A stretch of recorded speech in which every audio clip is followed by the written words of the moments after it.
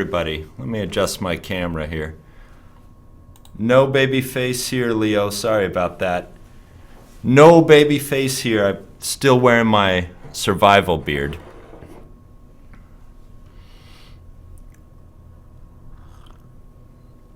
I'll wait for you guys to catch up. Yeah, it is still very, very cold outside here in Spokane, Washington. 3 degrees Fahrenheit. I don't know how much that is in Celsius exactly. It's cold. It's cold, icy. It's been freezing temperatures lately. And tomorrow the forecast is for more snow, and then it's going to warm up later in the week. And we have lots of snow, so all that snow will melt and we'll have a lot of water.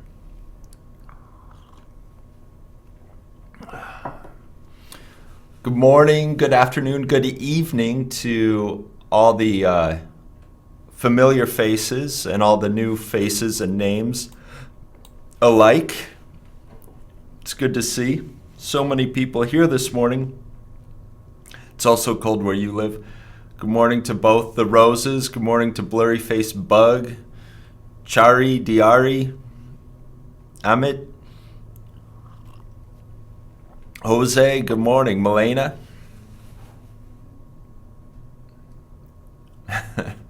Good times, Praveen. Good morning, good afternoon, good evening. It's a little strange to be here. It's a holiday for me today. It's a holiday. Do you guys know what holiday it is in America today? It is a federal American holiday today. What holiday? What holiday do you think?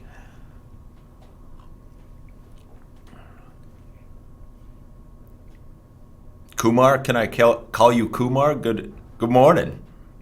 Abdul Rahman?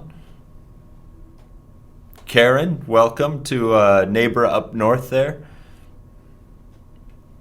Do you say your name Jundi or Yundi? Do you say it with a J or a Y sound? Yeah, that's right, Akram. It's Martin Luther King Day. Martin Luther King Jr. Day. So, it's about 30 degrees Celsius. That's right, Luca. It's Martin Luther King Day, the man who gave the famous speech, "I Have a Dream." We celebrate this holiday on I believe it's his birthday every year. And he was a famous civil rights leader. Civil rights meaning, well, maybe I'll put it in the vocabulary. J, okay, Jundi, 86 degrees Fahrenheit where you live. Crazy. I'm going to share the class notes with you. If you look in the chat room, there's the class notes. I'll go ahead and put them up behind me and make them bigger, of course. Before I go through all the links, I'll say some words here. Civil rights. Civil rights are the rights given by law to citizens. Citizens, and let me put another word in there. Another word for that is civilians. Citizens are civilians of an area or a country. Civil rights. So Martin Luther King Jr. was a famous civil rights leader in America, and it wasn't so long ago. It was 60 years ago. Martin Luther King Jr. Fought for equal civil rights, equal rights for African Americans, for black people in America to be equal to white people. And it seems strange, seems crazy in America because the government is made of civilians, and of course the population is made of civilians. So shouldn't the civilians in government make sure that everybody has the same rights? They do not. Oftentimes they put into laws that are not equal. So Martin Luther King Jr. led the fight, and he got civil rights enacted for all Americans. And of course, he had a lot of help, and a lot of the people who helped him, a lot of his friends and allies, are still alive today. It didn't happen that long ago. It didn't happen that long ago. When he fought for civil rights, America was segregated.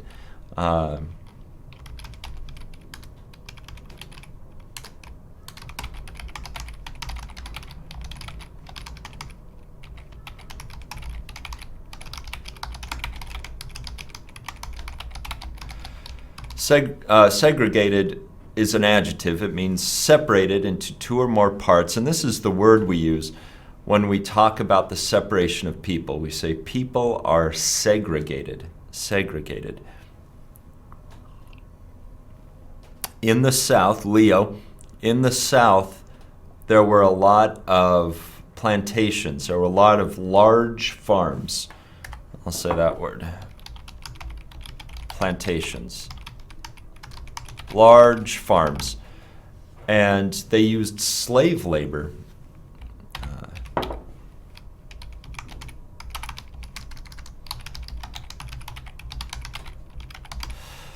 In the southeast of America, in the southeastern states, there were large farms. And historically, these farms used slave labor to do all the work.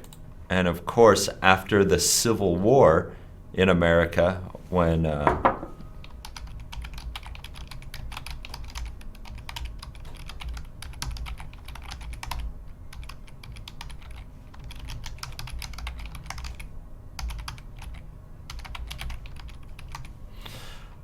it was the southeastern versus the northeastern states in America in a war.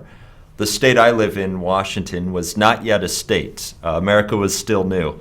It was mostly on the east side there. So the southeastern states and the northeastern states in America had a war, and that was the Civil War. And one of the effects of the Civil War is that slavery was no longer legal. It was made illegal, and so the southeastern states had to give up slavery. Of course, this didn't mean that all people were equal. People still did not have equal rights after this. So it took another 100 years. It took another 100 years for Martin Luther King Jr. to come along and help enact civil rights. And of course, still today, we are still struggling with finding a way to treat people equally in America. But it's a good struggle. It's worth something fighting for.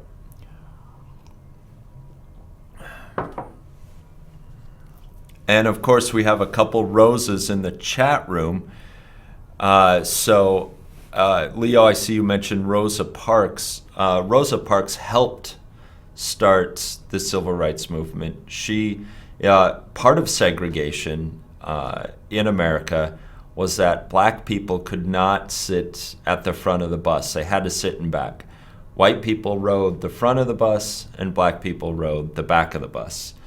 And Rosa Parks refused to sit in the back of the bus. And this started, of course, a huge movement where many people supported her decision. Of course, she was, I believe she was arrested. She was arrested for not sitting in the back of the bus. And this started protests.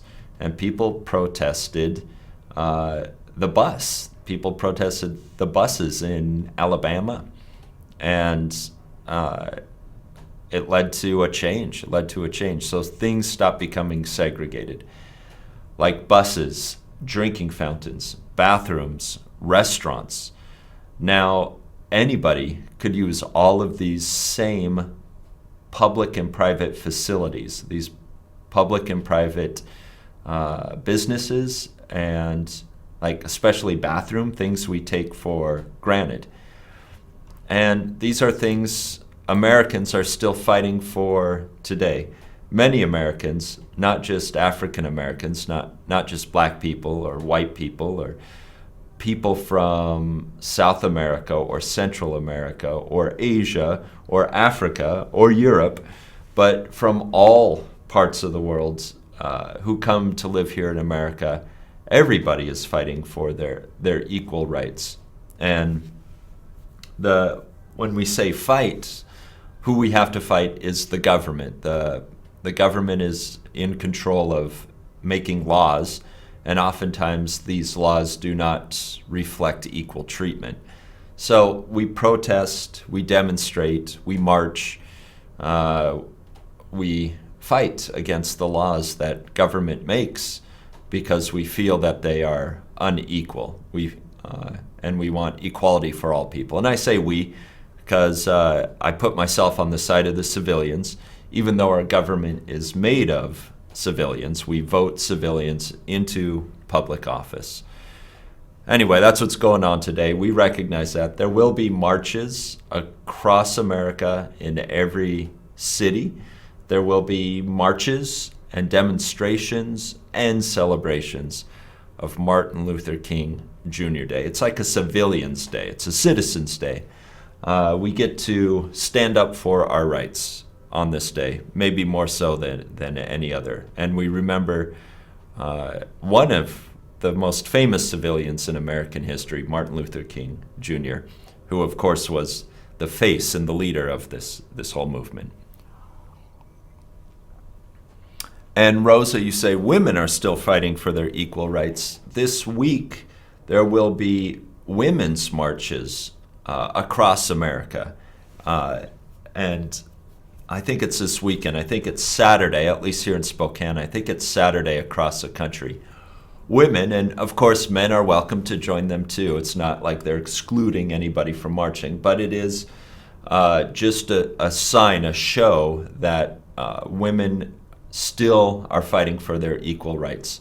And one way to protest or to demonstrate is to march. You get a big group together and you walk down the street, and it's just to get noticed, to get recognized, to get the message, and for people to get their voice heard by the government and by the media.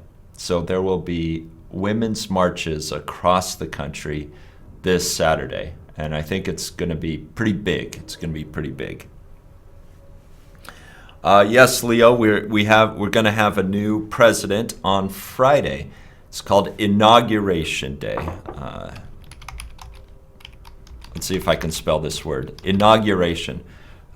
We call it the swearing in. We should say a new president agrees to follow the laws of the country and the position of president.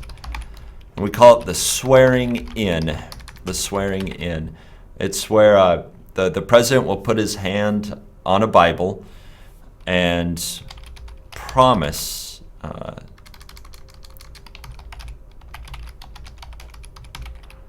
this is to basically be truthful to the position given to them. Swearing in happens for the president. You could say it also happens in courts whenever a witness testifies. Somebody places their hand on the Bible, raises their hand, repeats the promise to tell the truth and to do a good job. So this Friday, Trump will be sworn in at his inauguration, and that will also be a big deal. And then the day after, women will march across the country. There is some controversy. Some people feel that he will not follow the laws, but he's not president yet. And, that's up for the government. It's actually up for the Congress to decide whether he is being truthful to the position of president. So that will be for Congress to decide. We'll see. We'll see what happens. It'll be interesting to follow that story, I believe. Okay, I look like Santa Claus. Well, I guess my present to you will be a grammar lesson. I'm not quite done with my notes. I have the first two types of sentences. You can follow the links to these sentences. Yep, there's the link there. So let's get started. I'm going to go through the links really quick. If you are new, if you have any questions about these live classes, you can contact Zach at zach@smartenglish.com by using this link. Smrt Live page, if you want to know more about the classes we offer, you can click either of these links to look at the Smrt Live page. You can look at more at the school where I teach at this link, the SEEL page. You can join our Facebook group, Learn English on Facebook, by following that link. On YouTube, we do have a channel, so if you want to go back and see any old video, you can click this link to watch the old videos we have archived. My name's Neal Hallgarth. I will be your instructor every Monday. Let's get started. Oh shucks. You guys are too kind. I'll try to say your name. I'm not good with Chinese. Jinrui, thank you. Let's get started.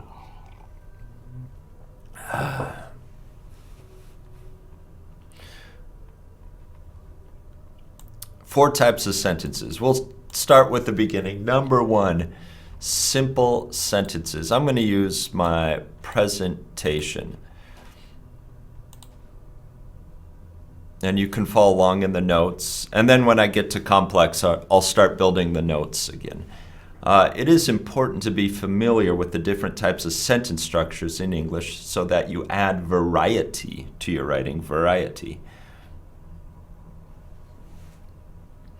Fortunately, there are only 4 sentence types in the English language.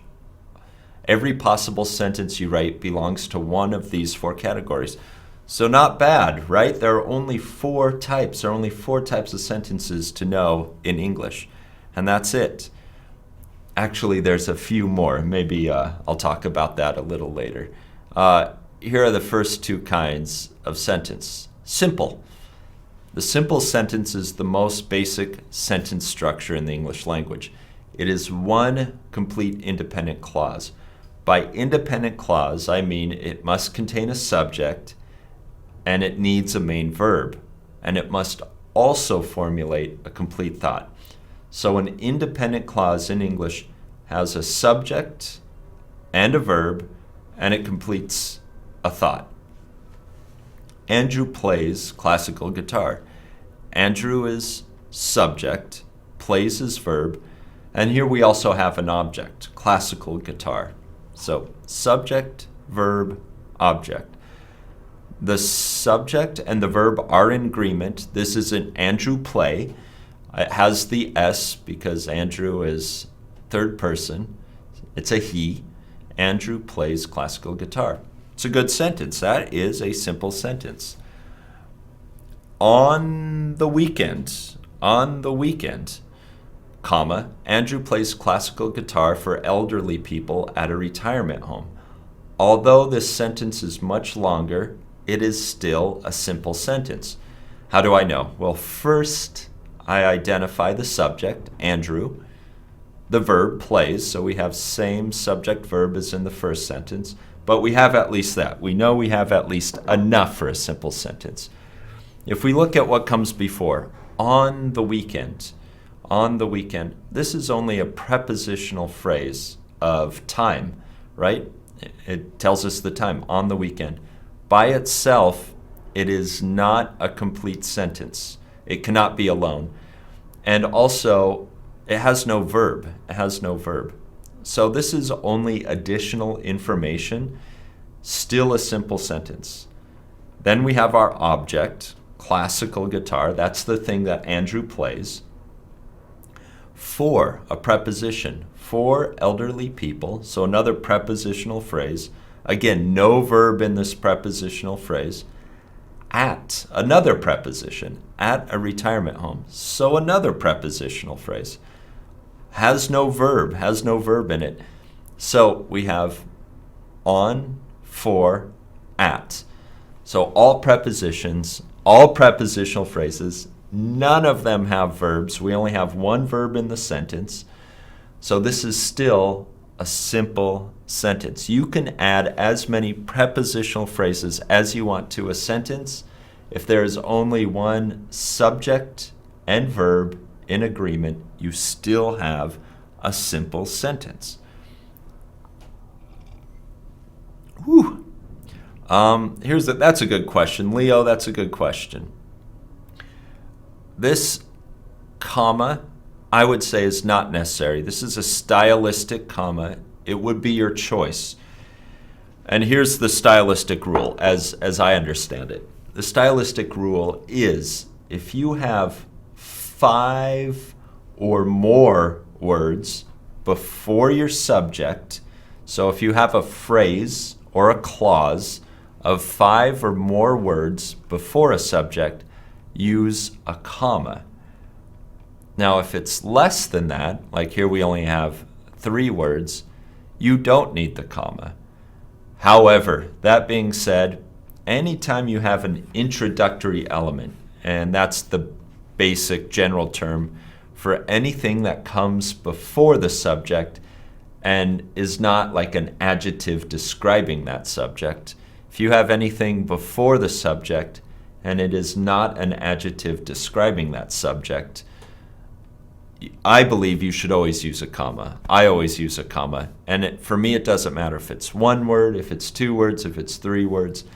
If it comes before the subject and it's not an adjective describing that subject, I always use the comma to make it clear that that's an introductory element to my sentence. It's a good habit to get into when you write. It's a good habit. And it will never be wrong. It will stylistically and by the rules of sentence structure, it will always be correct. Yeah, it's like taking a breath. So if you were to read this out loud, if this was written on paper and you had to read it out loud, comma is a good time to take a breath.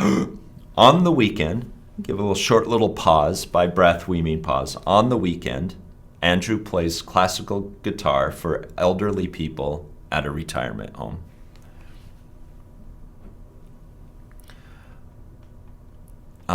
So time and place prepositional phrases. Is there a good way? Could we say Andrew plays classical guitar at a retirement home for elderly people? We could. Prepositional phrases are often movable. For time and place, I would say for time on the weekend, that's probably better up front, but you could move it to the end. You could say Andrew plays classical guitar for elderly people at a retirement home on the weekend. Prepositional phrases are movable. As a writer, you're going to have to decide where to move them, what would make the most sense. My guess for this writer is he moved the prepositional phrase of time at the beginning of the sentence because he didn't want to stack 3 in a row at the end, because that can be too much to read for some readers. So he moved one to the beginning, what you can always do, then the main sentence, and then 2 more prepositional phrases at the end. So as a writer, you're going to have to experiment with your prepositional phrases and see where they make the most sense in your sentence, see where they're the most readable, and see what you like the best. You do have some choices. As a writer, you do have some choices. Complements are a little different. You cannot add as many complements as you want in a sentence. And so complements are things like he is a teacher. He is sad. So after a be verb, if you have an adjective or a noun, that's called a complement. And you can have subject complements, and then later in a sentence you can have object complements. But they will be a noun or an adjective, And usually we don't have more than one after a be verb. So limit your complements. Okay, let's look at next. Simple sentences can have compound subjects. Now, later we're going to talk about compound sentences. So when I say compound subjects, do not get confused. Compound subjects are different than compound sentences. This word here, compound, just means two things put together. And in this lesson, we're going to use this word more than once. There are compound words, there are compound subjects, there are compound sentences. So don't get this word confused. It's used here as an adjective, and it just means two things put together. So right now we're talking about two subjects put together. Two subjects put together. Jundi, you're asking, when we talk about a dream in which we had, what kind of verb tenses do we use? Well, if you had the dream in the past, you use a past tense. If you have the dream still today, use the present tense. It would be hard to say dream in future tense. I would say use past or present for dream. Past tense for like a dream you have when you're sleeping, and then you wake up and remember your dream. Present tense for a dream that you have, like something you want to do, a goal, a hope, something you want to achieve. Use present tense. Good, Leo. Leo has a good sentence. He says, Vivek, Rosa, and Leo are listening to Neal. Compound agents, compound subjects, three subjects. In this one, we have Andrew and his sister teach music lessons for children. This is called a compound subject, compound subject. We have first subject, Andrew, second subject, his sister, and they're joined by a conjunction, and. We know it's a compound subject because they are using the same verb. They're using the same verb, teach. So Andrew and his sister teach. So we count this, in the sentence, we would count this as actually one subject. We have joined the two separate agents. We have joined the two separate nouns with the compound and grammatically we would count this as one subject, Andrew and his sister. And they both share the same verb. They both teach. Andrew and his sister teach music lessons for children. Here is our object, music lessons. It is what they teach, and another prepositional phrase, for children. A simple sentence, still a simple sentence, because these two are counted as one subject, and then here we have one verb. This is like saying they. They teach music lessons for children.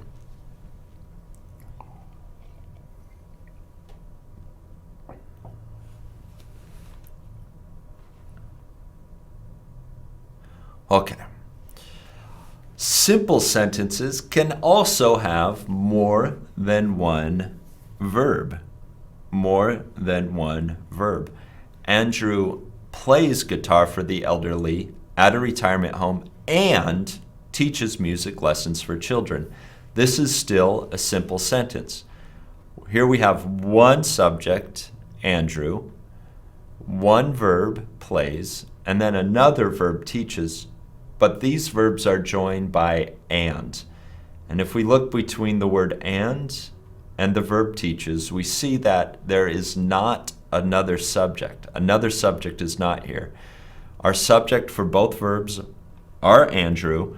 This is still a simple sentence with a compound verb. Now we have a compound verb, plays and teaches. Andrew plays guitar for the elderly at a retirement home and teaches music lessons for children.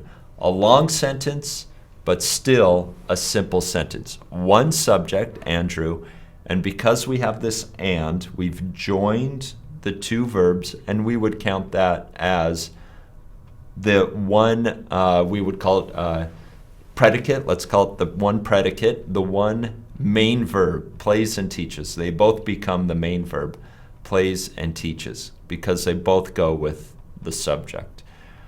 And we can have two objects. We can have separate objects for those compound verbs.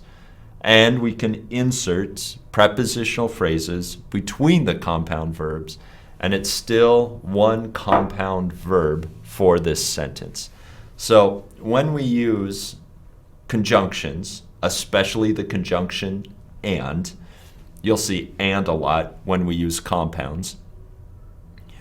When we use this and to join two separate nouns as one subject or two separate verbs as one predicate, now we have created a compound subject or a compound verb, and it still counts as a simple sentence. It still counts as a simple sentence. Okay. Now we have compound sentences. Compound sentences. Different than compound subject and compound verb. But before we get to compound sentences, I would like to show you on the class notes one last simple sentence.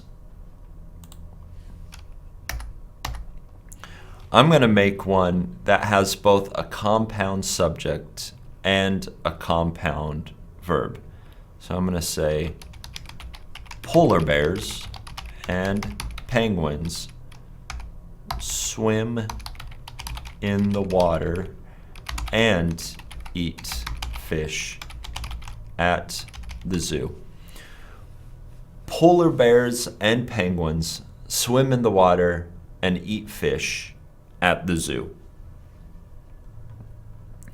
So here we have compound subject, polar bears and penguins, compound verbs, swim and eat, and I've put a prepositional here, let me try that again. Prepositional phrase here, in the water, and an object here, fish, and another prepositional phrase, at the zoo. This is one simple sentence. One simple sentence. Still just one simple sentence.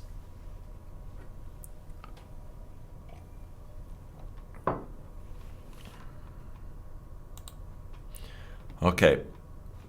Leo, you want me to include your sentence? Here's Leo's sentence. Leo is learning quantum mechanics. We would plural that subject. Leo is learning quantum mechanics, and at the same time, he shoots the sheriff by the window. This is actually going to be a compound sentence. It's a compound. Why?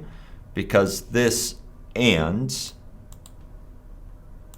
joins he and Leo. Even though he and Leo are the same person in this sentence, these would be counted as separate subjects. So even if you use a pronoun to describe again the subject, it creates a compound sentence. And I'm actually going to use a couple commas to separate and at the same time, just to make it a little clearer as to where the two, I put this one at the wrong place, just to make it clear more clear where the two independent clauses are. Okay, let's talk about compound sentences. This is actually the tough one.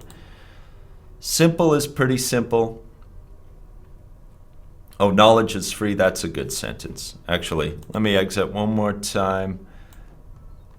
There's a good example of a simple sentence. I studied hard, but still failed the exam. So here we have, actually don't need a comma, my bad, let me take that comma away. Here we have compound verb, studied and failed, but just one subject, I.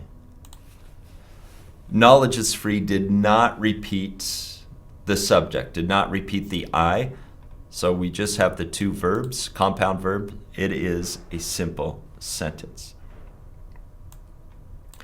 And I would love to share and put all your sentences in, but I have to try to get through this lesson, so we're gonna go ahead pretty quickly here.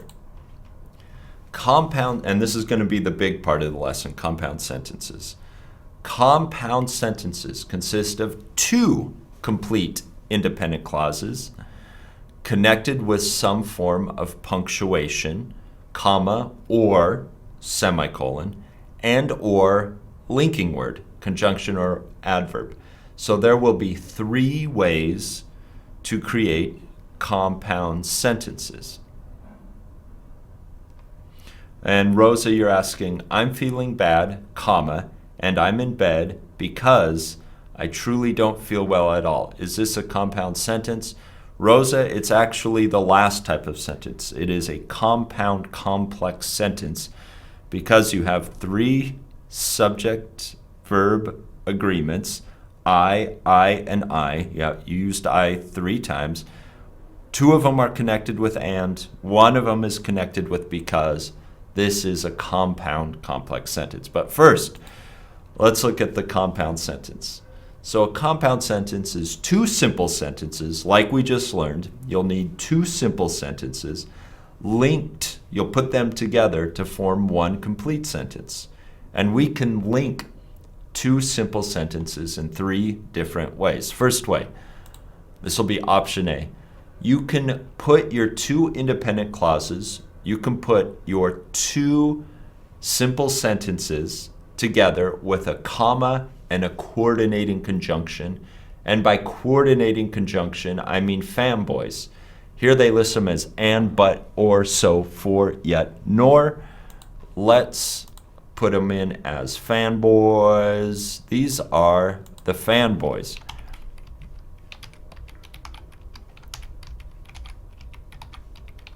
And if you've never learned fanboys, it's just for, and, nor, but, or, yet.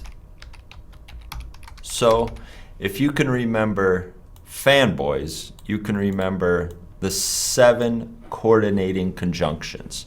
And there are 7 of them. There are 7 coordinating conjunctions.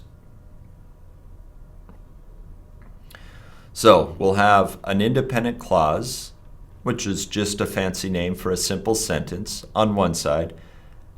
Always use the comma. Put the comma before your coordinating conjunction, before your fanboys, and then put your second independent clause, your second simple sentence.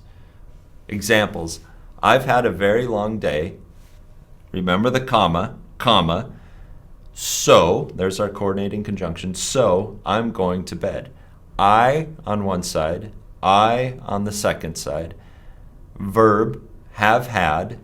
Verb, am going to bed. I've had a very long day, comma, so I'm going to bed. 2 simple sentences linked by a comma and a coordinating conjunction. This is a compound sentence. Compound sentence.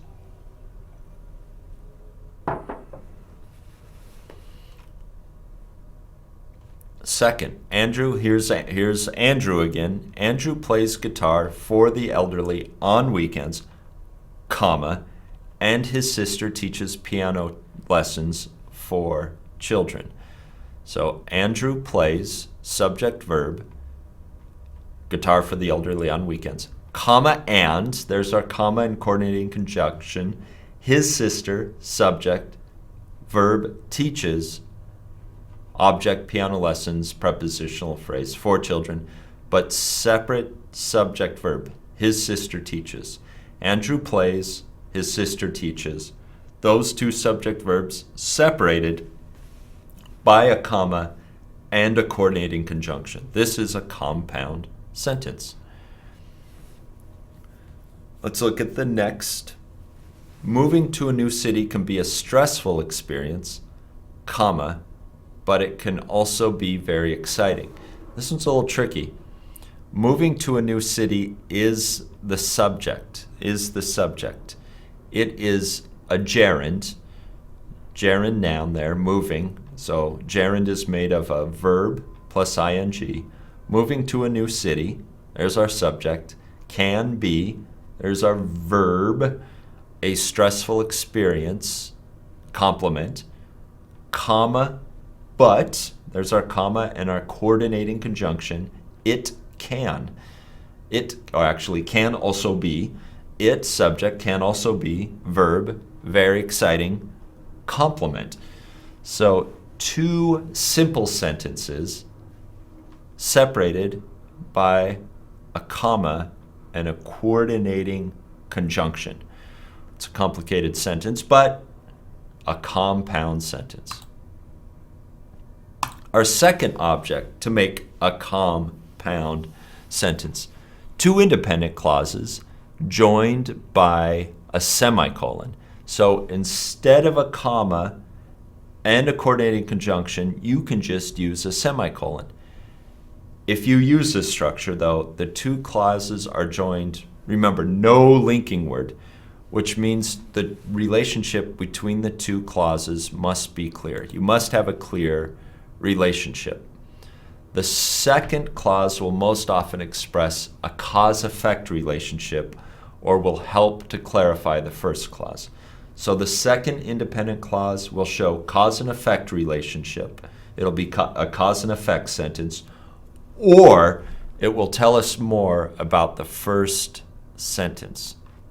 So independent clause, semicolon, independent clause. For example, I did most of the work on the presentation, semicolon. I deserve a higher mark than my partner. Cause, I did most of the work on the presentation. Effect, I deserve a higher mark than my partner. Last year's flood was very costly, semicolon.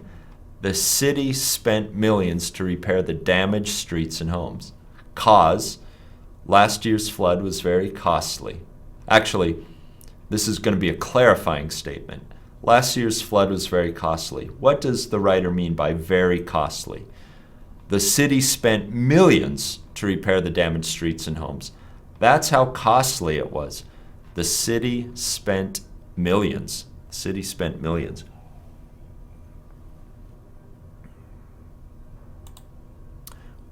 So when using only a semicolon, be sure that the relation between the two clauses is clear.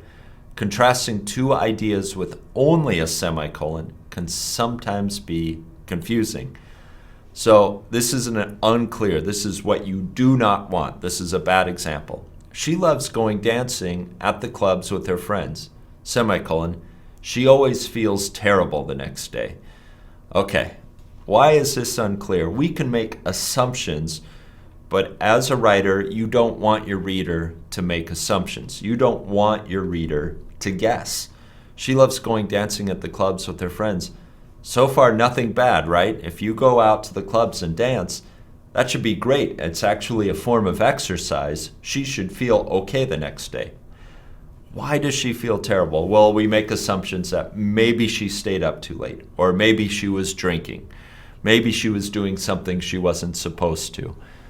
But with the first sentence, it actually sounds like everything's okay. Going out and dancing is not a bad thing. Why does she feel terrible the next day? We don't know. And you're asking your reader to assume or make a guess. And that's bad. So do not use a semicolon in this situation. This is not the correct place for a semicolon. What would be better here? Probably a comma and a but. She loves going dancing at the clubs with her friends, comma, but she always feels terrible the next day. Because these two sentences are contrasting. They're not agreeing. They don't show cause and effect. They aren't clarifying each other. They're actually contrasts. They're opposites. Usually, if you go out and you dance, you should feel okay the next day. And I'll get to complex sentences next. Hopefully, we'll have time. It looks like we're going to have time. Let's see, Vivek. Let's look at your awful sentence. I cut her hand that had a watch, and I buried her hand and sold her watch. Is it compound? It is. One thing I would advise you against, Vivek, and I would advise all the students against, is do not use, try to limit your use of coordinating conjunctions in a sentence. Can you use more than one? Yes.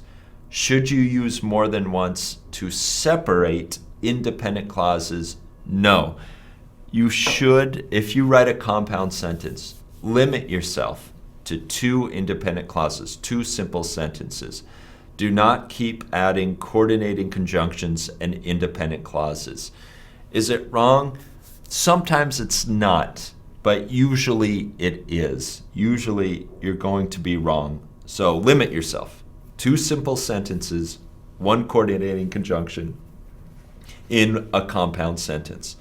Do not keep adding on independent clauses. The time where you would see more than 1 coordinating conjunction is if in one of your simple sentences you had a list.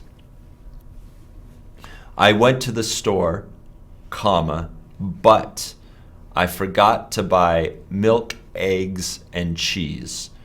So I have a but and I have an and, but one of them's used to separate the 2 simple sentences, and one of them is used as a word to show the third thing in a list. And I'll write that sentence when I'm done here. But let's look at the last one. Last option for compound sentences. 2 independent clauses joined by a semicolon and a conjunctive adverb. The adverb is most often followed by a comma, though there are some exceptions. Let's look at the conjunctive adverbs. Let's look at the conjunctive adverbs. So independent clause and independent clause. In between, we'll have a semicolon, a conjunctive adverb, and a comma. Semicolon, conjunctive adverb, comma. And you know some of these words like however, in addition, instead, likewise, meanwhile, consequently, furthermore. And there's more. Moreover, nevertheless, now, then, and you'll notice some of them next, like these little ones here, do not get a comma. Some of them do not get a comma, and this is very confusing. So why do some conjunctive adverbs get a comma and some do not? The ones that mark these simple, small, one words that mark time, sequence, order, that mark time, sequence, or order will not get a comma. If they show contrast, like nevertheless, or on the other hand, or otherwise, or they show comparison, similarly, or cause and effect, therefore, use that comma. Otherwise, if you are showing sequence or order, do not use a comma. Let's take a look. Jasmine is glad that her IELTS score improved overall. Semicolon, however, comma, she was hoping to get better results on her writing. So subject, subject, verb, verb, in between, semicolon, conjunctive adverb, comma. Andrew volunteers at the local retirement home, semicolon, conjunctive adverb, comma. His sister teaches free music lessons to underprivileged children. There's our conjunctive adverb in the middle with, remember, punctuations on both sides. So when writing compound sentences, you have 3 options to vary your sentences. You could write, Andrew wants to give back to society in some way, comma, so he volunteers at a retirement home on weekends, comma, coordinated conjunction, compound sentence. Andrew wants to give back to society in some way, semicolon. He volunteers at a retirement home on weekends, semicolon, between two independent clauses, compound sentence. Finally, Andrew wants to give back to society in some way, semicolon. Therefore, comma, that's a conjunctive adverb. He volunteers at a retirement home on weekends, compound sentence. Whew, okay, a lot of information there. I'll add one last sentence. This is also a compound sentence. I went to the store, comma, but I forgot to buy milk, eggs, and cheese.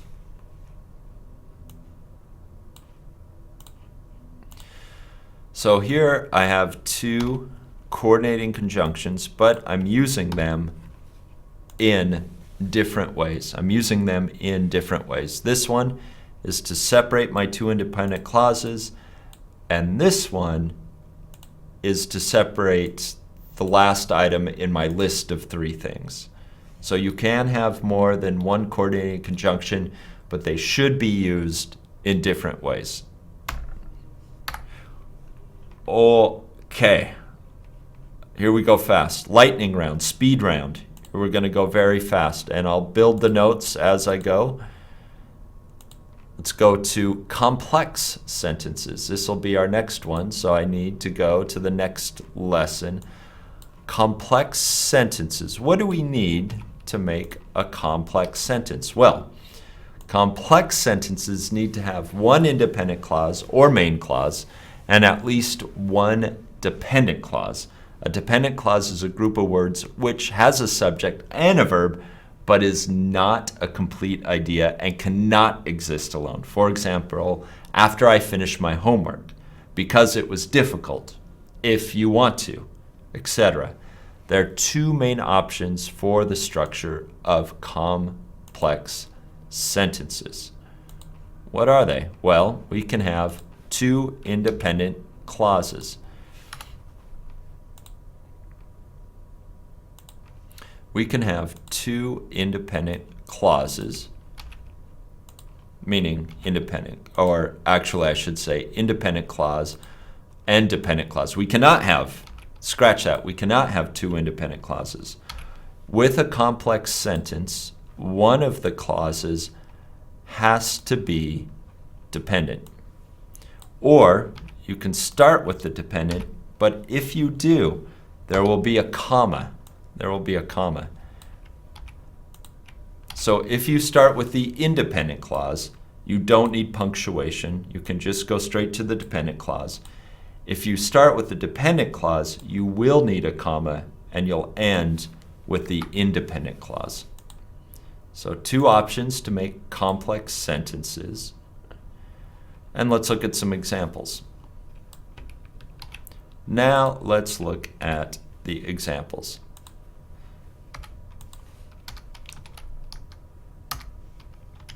Examples, boot. Give it. So he is afraid of small spaces because he had a traumatic experience as a child. He is afraid of small spaces because he had a traumatic experience as a child. Here we have a dependent clause word, because. Because is very familiar, and because will create a dependent clause, always. So that's one word to look for. And this is our dependent clause. Anything attached to the because is our dependent clause. Because we put the dependent clause second, no comma. However, if we moved it to the beginning, because he had a traumatic experience as a child, we would need the comma. He is afraid of small spaces. Some young people have difficulty handling new responsibility when they first move out of their parents' home. Here is the dependent clause. When they first move out of their parents' home, we have the word when. If we move that to the beginning, of course, we would need to include the comma. These are the dependent clause. This word, the addition of this word, when, or the addition of this word, because, creates a dependent clause. Even though they have subject-verb agreement, the addition of this one word creates a dependent clause, and now we have a complex sentence. And here are some common words. Here are some common words to use. Although, I'll have to spell it right. Although, as, what else do we have? After, since, before, because, if. What else do we have? Though, until, unless, whereas, when, whether, while. And there are more. There are more words in this. There are a lot of words you can use to create a dependent clause. But here are a few common ones. And they will create, if you have a subject-verb agreement, they will create a dependent clause. Okay, how much time do we have? 2 minutes? Okay, in 2 minutes, the last type. Compound complex. And as it sounds like, to make compound complex, you need both those things. You need a compound sentence and a complex sentence. It will have both. It will have both. So here's our compound sentence. Here's our complex sentence. If we put those together. So our compound sentence, I misunderstood the instructions on the test, semicolon, conjunctive adverb, therefore, comma, I answered most of the questions incorrectly. Here's our complex sentence. Although I carefully read them twice, comma, I misunderstood the instructions on the test. If we put all that together, we would have a compound complex sentence. Although I carefully read them twice, comma, I misunderstood the instructions on the test, semicolon, therefore, comma, I answered most of the questions incorrectly. So this one in the middle, I misunderstood the instructions on the test, is working in both the complex sentence and working in the compound sentence. So this is compound complex. And you will have 3 subjects and 3 verbs. I carefully read. I misunderstood. I answered. So you will have somewhere in your sentence 3 subjects and 3 verbs. You will have 2 independent clauses and 1 dependent clause. And that is the last type of sentence. We covered them all. Is there anything else you need to know? Yeah, okay, I think that's it. We have one more example. I'll put the one more example in there. You can take a look at that. I will share the link to the class notes one more time in the chat room. There's the link to the classroom notes. For those of you who are taking this class, there is a homework assignment, and I will video correct these homework assignments. So go ahead and take a look at those.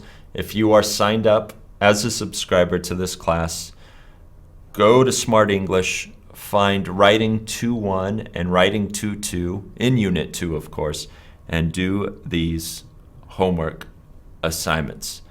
Whew!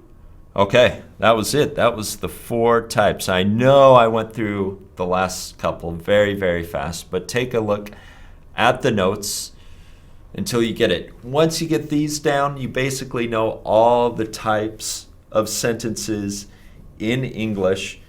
Later on, I'll tell you there's actually a couple more ways to write sentences that are a little different, but this is it. This, for main writing, this is what you need. If you can know these 4 types, you can write anything you need to in English. Does it get any bigger than compound complex? No. The most a sentence in English can hold is 2 independent clauses and 1 dependent clause. That's as much as one sentence can hold. If you go over that, if you try to include another dependent clause or another independent clause, you have written too much. Okay, I got to get to correcting some assignments now, so I got to go. Everybody, have a wonderful day or evening or afternoon. If you're going to bed, have sweet dreams. If you still have more of your day, have a fantastic day. If it's cold where you live, dress warm. If it's hot where you live, dress cool. And I will see you next Monday. I'll see you in 1 week. Okay, goodbye, everybody. Goodbye. Have a fantastic rest of your day and your week. And we'll have lots to talk about when I see you again. Okay. My day's just beginning. Some of yours is ending. It was great seeing everybody here. From what I could tell, your sentences were awesome. I wish I could included more, but this lesson was so big, I had to get the lesson in. All right, everybody. I'll talk to you later. Bye-bye. Bye-bye.